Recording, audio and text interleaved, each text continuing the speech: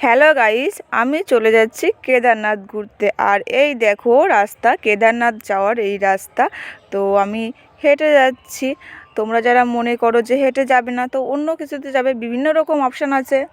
আর এই দেখো রাস্তার শুরুতেই অনেক ঘোড়া। তো অনেকেই ঘোড়ায় যায়। ঘোড়াগুলো দেখো কত সুন্দর দেখতে সাজিয়েছে ঘোড়াগুলো। যেতে যেতে পাহাড়ি ঝর্ণার সাথে দেখা হয়ে গেল। দেখো পাহাড়ি ঝর্ণা কীরকম হয়, খুব সুন্দর হয়। এরপর হেঁটে যেতে যেতে প্রচণ্ড ঠান্ডার পর দিনের বেলায় বরফ পড়া শুরু হয়ে গেল। দেখো বরফ ভর্তি চারি সাইডে। এরপর চলো তোমাদের পাহাড়ের কিছুটা অংশ দেখা। এই দেখো এত উঁচু পাহাড়, অনেক উঁচু। আবার দেখো ঘোড়া চলে আসলো। এরপর আমরা হেঁটে হেঁটে অনেকটা রাস্তা চলে এসেছি।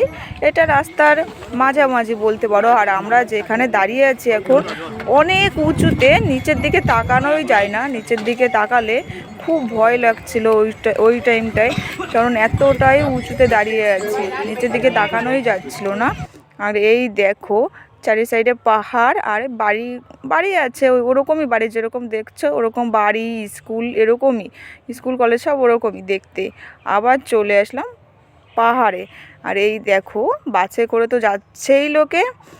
আর এই যে যে রাস্তাগুলি দেখছো, রাস্তা একটাই বলতে পারো, ওই একটা রাস্তা দিয়েই যাতায়াত করে। আমরা তো হেঁটেই যাচ্ছি। এরপর দেখো কিছুক্ষণের মধ্যে এত পরিমাণ বরফ পড়া শুরু হয়ে গেল। দেখো শুধু বরফ আর বরফ, এতটাই বরফ দেখো যে নিচে দিয়ে হাঁটাই যাচ্ছে না।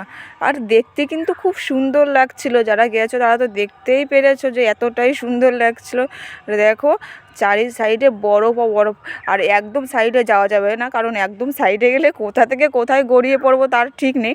তো আমরা মাঝ বরাবর হেঁটে যাচ্ছি, যেখান দিয়ে লোকজন হাঁটাচলা করছে। বরফে তো ঢেকেই গেছে রাস্তা, দেখাই যাচ্ছে না। আর এই দেখো আমার দাদা, এটা হচ্ছে আমার দাদা। দেখো আমার দাদার মাথার উপর দেখো এতটাই বরফ পড়েছে যে ওই ঢেকে যাচ্ছে, এতটাই বরফ। এখানে তোমরা যারা যাবে অবশ্যই রেইনকোটটা নিয়ে নেবে, কারণ ওখানে অল টাইম মানে একটুখানি পরে পরেই বৃষ্টি হয় আর একটুখানি পরে পরেই বরফ পড়া শুরু করে। কারণ আর মন্দিরের পাশে বললে ভুল হবে, মন্দিরের মানে অনেক আগের রাস্তা থেকেই বরফ পড়া শুরু হয়ে যায়। আর এই দেখো আমি এই ড্রেসটা পরে ওখানে গেছিলাম।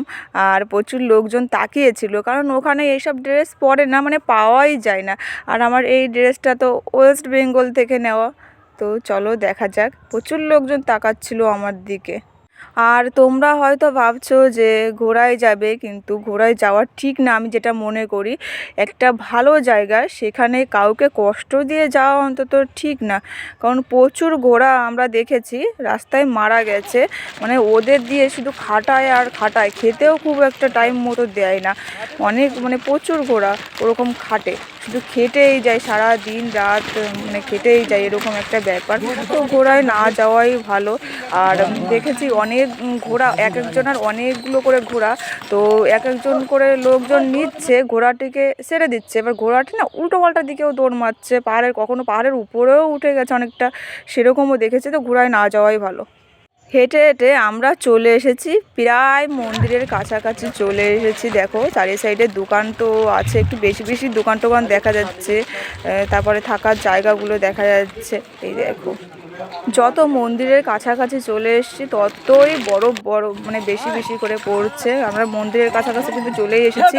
আর এই দেখো বরফ পড়াও শুরু হয়ে গেছে। আর এই দেখো এই ঠান্ডার ভিতর ঘোড়াগুলোকে কেমন খাটাচ্ছে, ভীষণ খাটায়।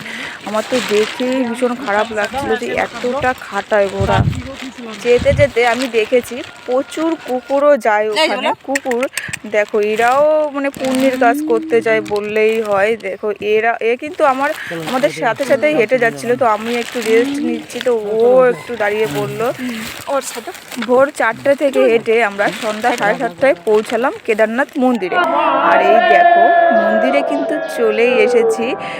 দেখো মন্দিরে বৃষ্টি হচ্ছে, বৃষ্টি না সরি, বরফ পড়ছে। দেখো কেমন বরফ পড়ছে। আর মন্দিরের পুজো তো অলরেডি শুরু হয়ে গেছে। এই দেখো এখন আরতি চলছে। দেখো প্রচুর ভিড়, প্রচুর, আর প্রচণ্ড ঠান্ডা গাইস। তোমরা একদম শীতের দিনে তো সোয়েটার একদম নিয়ে যাবে, একদম শীতের পোশাক একদমই নিয়ে যাবে, নাহলে শীতে প্রচুর কষ্ট হবে। আর আমিও দেখো মন্দিরের সামনেই দাঁড়িয়ে আছি। তোমরা একটু কষ্ট হলেও লজে থাকার চেষ্টা করবে, শীত কম।